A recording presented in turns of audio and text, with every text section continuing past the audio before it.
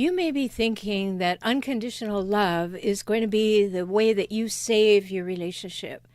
And there are some real pitfalls in thinking that, because when you are thinking about unconditional love, that's all about you giving and giving and giving and putting up with absolutely everything. And that's not what it's about at all.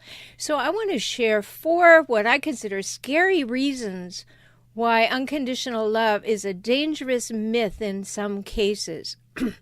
Because unconditional love is not what you think it is. Unconditional love, it sounds so good, so right, so worth pursuing, so righteous. It sounds like perfection and world peace. In fact, it sounds like a Miss America pageant. But it's a trap. If you buy the myth that it's possible to love unconditionally, it will keep you perpetually feeling inadequate. Can you actually, in real life, within the human condition, can you actually imagine being able to accept another adult without him or her having to meet any conditions or to love them completely irrespective of their behavior? By all means, give unconditional love to babies and young children. But beyond that, what about standards and values and morals and justice and legality and boundaries? Are you ready to let them go too? Because unconditional love dismisses them. So here are 4 what I consider very important reasons why unconditional love is not a healthy model for growing up relationships.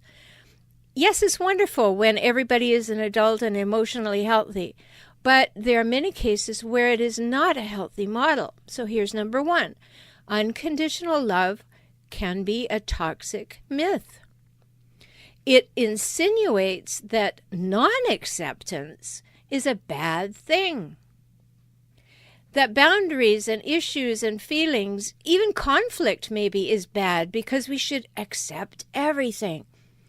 In fact, more than accept, it demands that we blindly love the person and the behaviors. What enabling nonsense! Relationships have issues. Healthy relationships demand working through those issues in a mature, positive way, negotiating the appropriate, reasonable conditions for a mutually satisfactory experience of love between partners.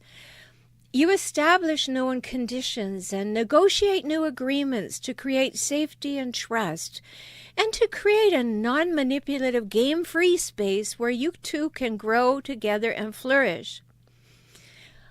Number 2, unconditional love is like a get-out-of-jail-free card. If someone loved you unconditionally, think about this now. If someone loved you unconditionally, you'd be free to treat them in whatever way you wanted. You could lie, cheat, manipulate, exploit, even abuse, and you'd never be called on it. Now, how can that be loving? Because remember what I said, unconditional love is going to keep you in a state of perpetually being inadequate, because you'll constantly be called to give more and to put up with more, and it won't be healthy. So like I said, if you love someone unconditionally and they know it, and maybe they believe that you believe it's the right thing to do, and if you're with a hijackal, they're going to use that. Oh my, they're going to use that. And then they'll come back at you and say, but you believe in unconditional love. Why are you talking to me like that? So we can't allow people to lie, cheat, manipulate, exploit, or abuse us because we somehow believe in unconditional love. How can that be loving? It certainly isn't healthy. In my work with the partners and exes and adult children of these relentlessly difficult, disturbing, and toxic people that I call hijackals, I clearly see the failings and impossibilities of unconditional love. Yes, you can be unconditionally loving at a distance, maybe a very great distance, maybe over a long time. That's for you to do. But to be in the relationship with them, letting them get away with anything, treating you in any way, that is not what we're talking about when we talk about unconditional love. Because remember, hijackals want to hijack relationships for their own purposes, and then they want to relentlessly scavenge them for power, status, and control. So you believe in unconditional love, and they want emotional, verbal, and physical advantages, not to mention sexual. And they want to win no matter the cost. So what happens? You lose every time. That's a marriage made in hell. So number 3, the term unconditional love has a surprising and out of context origin. Just in case you thought the term came from some spiritual tradition, it didn't. Erich Fromm, he was a psychiatrist, a psychologist, and he introduced the idea in 1934, and he wrote about it in his book, The Art of Loving, in 1956. So you can see it's pretty new. And he suggested several kinds of love, the first being a mother's unconditional love for her infant. She has no expectations for it to live up to. She loves it just because it breathes. And in that same book, though, he states that a father's love has to be different. It has to be, believe it or not, somehow deserved. Fromm says that the father sets the standard a child must meet if he or she wants love. So, OMG, that's the origin of the term unconditional love. And I hope you see why you absolutely must question the whole idea now. In Fromm's work, unconditional love was for infants. And yes, by all means, let's have more of that.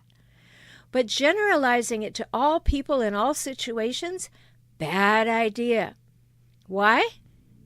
Well, it's an unattainable myth. It guarantees that you'll fail, and while it's guaranteeing that you'll fail, it guarantees it'll keep you feeling small, striving, guilty, never good enough. In my book, Kaizen for Couples, I emphasize that mutuality is essential for having a healthy relationship. And in there I wrote these words: mutuality is for emotional grown-ups. It is based on an interest in each other as a whole, complex person living in the present. When dependence or codependence are consistently present in a relationship, mutuality cannot be. Mutuality, then, is a defining condition for a healthy, mature relationship. Remember, that's from my book, Kaizen for Couples, Kaizen for Couples. You can get it on Amazon or go to kaizenforcouples.com.